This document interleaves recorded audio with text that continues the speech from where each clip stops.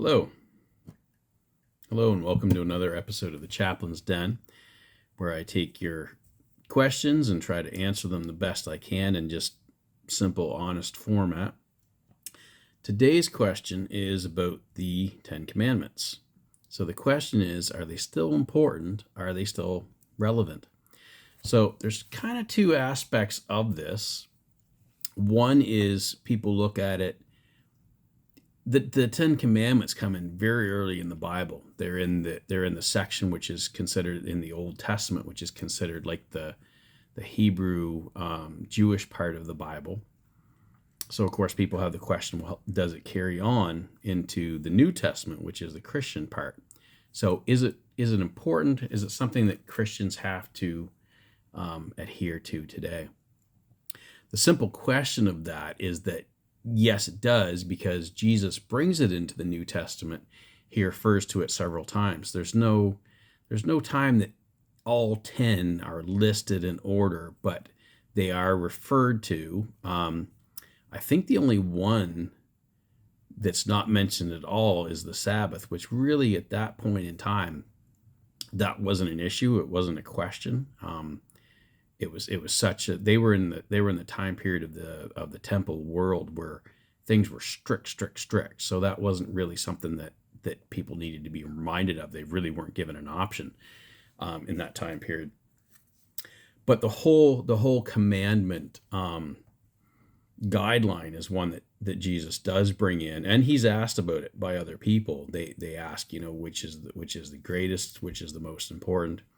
So through his talks about them, through his dealings with them, we see that they are definitely, there's some things in the Old Testament that are left with the Jewish tradition, and the people that are referred to as the Gentiles, which the Christians will be, which is the people outside of the Jewish faith, they aren't, even though they were meant to be together, there's always the division. They were a group of people unto themselves, and then the new followers, which weren't immediately called Christians, they were supposed to be a continuation of the faith, but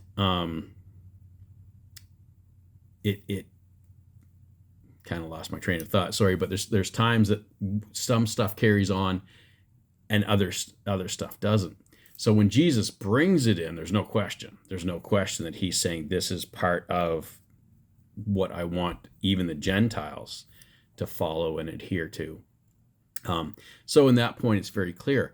Now, one of the great things that Jesus says is he kind of completes it, and he brings it together. And there's a verse that's very important. It's Matthew 22, 36 to 40. So in this, I'm just going to read it really quick. It says, "Love the Lord your God with all your heart and with all your soul and with all your mind. This is the first and greatest commandment, and the second is like it. Love your neighbor as yourself. All the law and the prophets hang on these two commandments." So Jesus takes the whole bundle.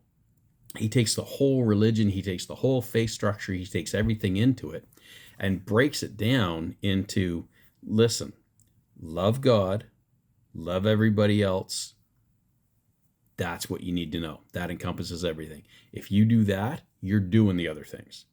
You don't have to know the commandments in the certain order and make sure that you go through them every day. Make sure if you're loving God, and as I always say with Christians, we're always going to mess up. So don't worry about that.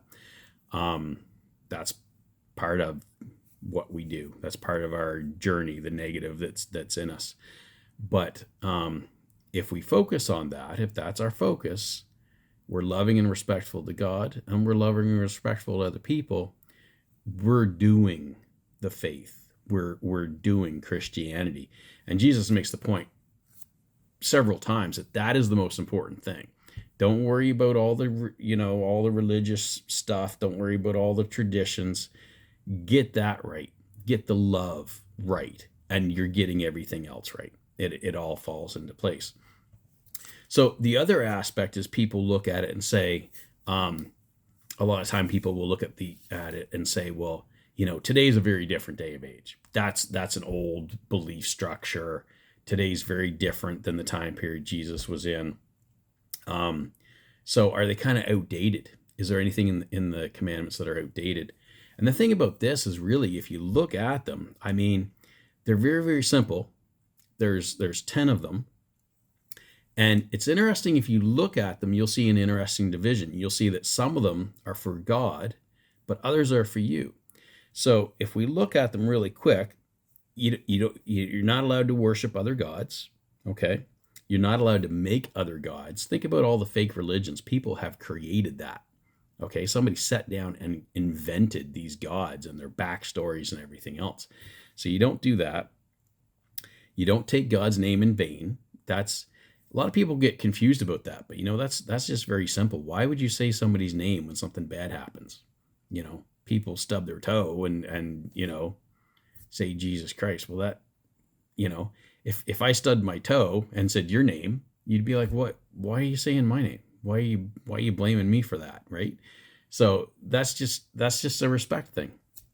And the next one is kind of for both. It's kind of for God, but it's kind of for us as well, and that's the Sabbath. So the Sabbath, after God created the world, he kind of sat back and admired his creation and enjoyed it. And I mean, what's wrong with that? That, he created you and he takes pleasure in you and he wants you to honor that. And I mean, what he's saying is take a day, and just get in the right mindset, which is something that we really need today. I mean, people look, why is the world so stressed and anxious today? Well, one of the reasons is we've thrown the Sabbath right out the window.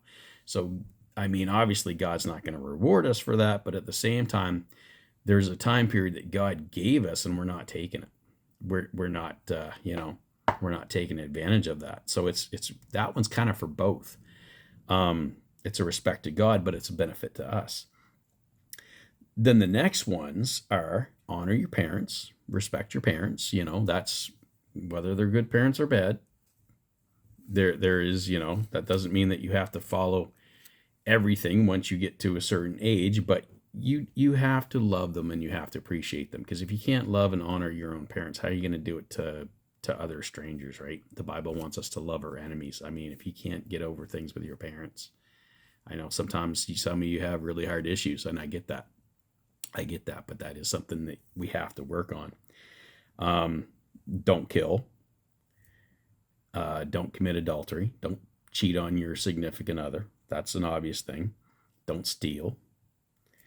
Don't lie about other people. And don't covet, which is, don't get caught up in desiring what other people have and that kind of thing.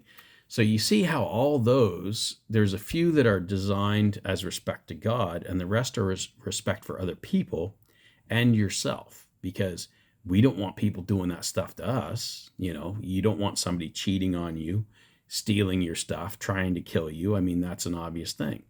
So this is what we're doing for other people, which is really, it's not over the top stuff, right? I mean, it's pretty, we're not even at the point of where Jesus is saying, like, love your enemies and, forgive people that do hateful stuff. We're not even in the difficult part of Christianity. We're just in the, don't kill somebody, don't steal their stuff. I mean, pretty basic stuff. So it's interesting when you see that, when people understand what the 10 Commandments are, they're just simple guidelines for how we treat God, how we treat others. And that's what sin is. Sin is when we disrespect God or disrespect other people. We do evil to them. That's what sin is. So the foundation of Christianity, Jesus wraps it up real sweet and simple. Love God, love others. You're doing it all. So when people say, "Oh, I don't want to worry about the 10 Commandments all the time, and they're hard to do, and it's just a bunch of rules," it's guidelines which take you into account. Think about that. Even if you look at Sabbath as a God thing, which I think you can look at it as a God thing and a you thing, but you still have a 4-6 split. God made a list of rules, and you actually have more of the priority rules. There's actually more about respecting you and other people than there is about God. And that's kind of the foundation of our faith, is that it's all about love and respect. So when you say, are the 10 Commandments important? It's not important that you get caught up in the vanity of them. It's not important that you know them by heart. It's not important that you know them in order. It's important that you get the gist of them, which is caring about God and caring about other people. It's about putting others first. And that's what Jesus did with his life. He put everybody else first, even though he is obviously, above everybody. He made the point. I came to serve. I came to serve. My life was about serving other people and doing for them. So for us, obviously, if we put that in place, if we can put other people and do for other people, and put God and do for God above everything else, it's a pretty simple priority. So yeah, the 10 Commandments are important, but don't get caught up in, as I say, like some people get caught up in the vanity of it. Just understand that it's about love and respect to each and every person. So I wish you the best on your journey. God bless, and we'll see you next time.